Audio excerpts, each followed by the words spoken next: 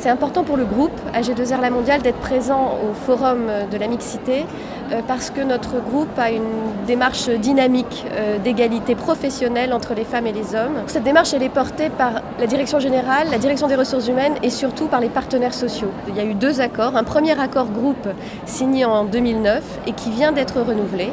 Donc c'est une démarche structurée dans le cadre du dialogue social et clairement portée par le groupe en tant qu'institution. Dans le monde de l'assurance et des services financiers, il y a beaucoup de femmes dans les services, dans les fonctions support, ce qu'on appelle les fonctions support, les services administratifs. C'est, je crois, une des grandes caractéristiques de notre univers. La progression des femmes dans les postes de management ou dans les fonctions commerciales supérieures a été très lente.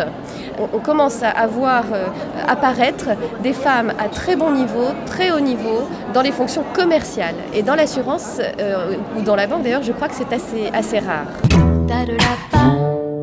Du recrutement à la formation, au suivi de la mobilité des femmes dans l'entreprise sur des postes de management, tous les sujets de ressources humaines, de manière transversale en fait, sont animés par cette ambition d'égalité professionnelle femmes-hommes. C'est aussi compliqué que de se poser la question de la place des personnes en situation de handicap dans l'entreprise, que de se poser la question de la place des jeunes et des seniors. Les entreprises responsables, socialement responsables, oscillent entre une volonté de construire des dispositifs universels, équitables et qui favorisent l'égalité de traitement pour tous, sans distinction, et ce besoin que nous avons, à un moment donné, de mettre l'accent sur certaines catégories de la population salariée pour que cette égalité devienne réelle. Donc il y a une difficulté un peu conceptuelle ou éthique. Pourquoi devrions-nous favoriser telle catégorie plutôt qu'une autre ? Toutes les entreprises françaises sont toujours confrontées à un arbitrage budgétaire. On ne peut pas promouvoir tout le monde au même moment, dans les mêmes niveaux, ce n'est pas possible. D'abord, ce ne serait pas humainement faisable et budgétairement, il y a des arbitrages qui doivent être faits. Donc la première difficulté, c'est pas de convaincre, parce qu'en fait les gens chez nous sont convaincus.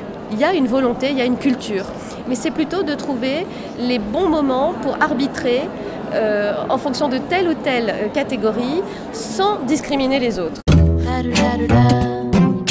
Il y a beaucoup de femmes en entreprise qui ne souhaitent pas être promues ou bénéficier de dispositifs particuliers parce qu'elles sont femmes. De la même manière, il y a beaucoup de personnes en entreprise qui sont en situation de handicap non visible et qui ne souhaitent pas demander la reconnaissance de handicap parce qu'ils ne se considèrent pas comme des personnes en situation de handicap. Ils considèrent que dans l'entreprise, leur place est définie autrement et par d'autres biais, c'est-à-dire par leurs compétences. Ensuite, il ne suffit pas que la DRH, les partenaires sociaux et la direction générale se saisissent du problème, négocient des accords, mettent en place des plans d'action. C'est fondamental, essentiel.